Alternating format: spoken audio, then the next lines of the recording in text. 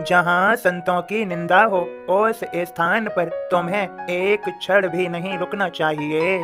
मेरे प्रिय बच्चों, सदा याद रखो, जिसके साथ मालिक होता है उसे किसी की भी आवश्यकता नहीं होती।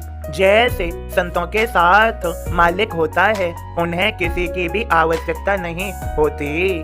वे मालिक का ही ध्यान करते हैं और उनके चित्त में मालिक ही बसता है। जो सबका मालिक है, परमात्मा, परवरदिगार, वो ईश्वर। अनेकों नाम, अनेकों रूप स्वरूप, लेकिन वो एक ही, वह परवरदिगार एक ही। मेरे सभी प्रिय बच्चों, ईश्वर की वर्णमाला जपते जाओ, सब कार्य संपन्न हो जाएंगे। अब मेरे बोध के माध्यम से भी समझ लो, मेरे बोध को सुनो और समझो। ओम साईं राम। बाबा का बोध इस प्रकार है, सफलता के लिए व्यग्रता की नहीं, अभ्यास की जरूरत है। तेंदुलकर लिखते भजन, भक्त साईं के होय, बाबू उनका पुत्र पढ़े मेडिकल में होय। निकट परीक्षा आए तो ज्योतिष की ले राय, इस बारी के ग्रह बुरे अगला साल सुझाय। तय है होना फेल तो बाबू करे वे चार, पर्चा अगले साल दूं क्यों देऊं इस बार। माँ सावित्री शिरडी जा, साईं करे गुहार, इसी साल भरवा पर्चा कहते श्री सरकार।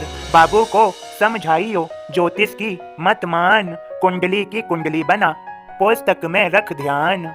साईं का संदेश दिया माता बाबू जाय, पाए प्रेरणा सुत उसका पर्चा दिया भराय।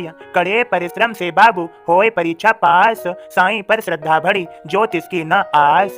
राय ज्योतिषी लेओ ना कुंडली देखो नाय, करत रहो अभ्यास तो सफल परीक्षा माय। दे साईं के हाथ में तू जीवन की डोर, भविष्य कुंडली के बिना मिले सुनहरी भोर।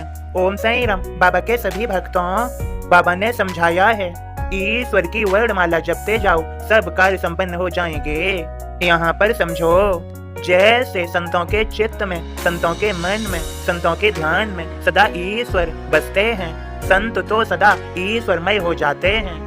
संतों में और ईश्वर में अंतर नहीं बचता।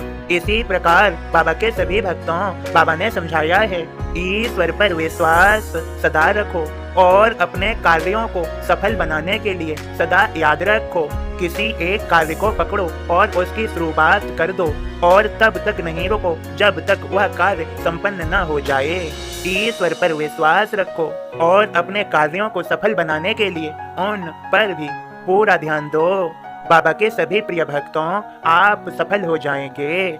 सदा याद रहे, यदि किसी कार्य को पूर्ण नहीं कर सकते तो इससे अच्छा है कि उसकी शुरुआत ही नहीं की जाए। और याद रहे, इसे समझो भी, यदि शुरुआत की जाए तो कार्य को पूर्ण ही किया जाए। उसमें अपना मन, अपना पूरा ध्यान और पूरी ईमानदारी के साथ पूरी मेहनत से उस कार्य को सफल किया जाए।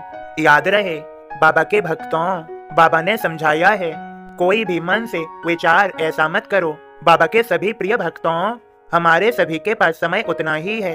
हम सदैव अपने मन को अच्छे और सद्विचारों से भरा रखें, कभी भी खाली न बैठें। ईश्वर का नाम जप करें, ईश्वर का चिंतन करें, धार्मिक पुस्तकें पढ़ें और अपने श्री साईं के चरणों को कस के पकड़े रहें। उनकी शरण हम सभी भक्तों के लिए आवश्यक है, और जो बाबा की शरण में आनंद है, वह आनंद समूचे संसार में, समूचे ब्रह्मांड में कहीं भी नहीं। जिसने ईश्वर की शरण को पा लिया, जिसने श्री साईं के चरणों में अपनी जगह बना ली, वह बंदा कभी नहीं हारा, वह सदा ही उठता ही गया, उठता ही गया।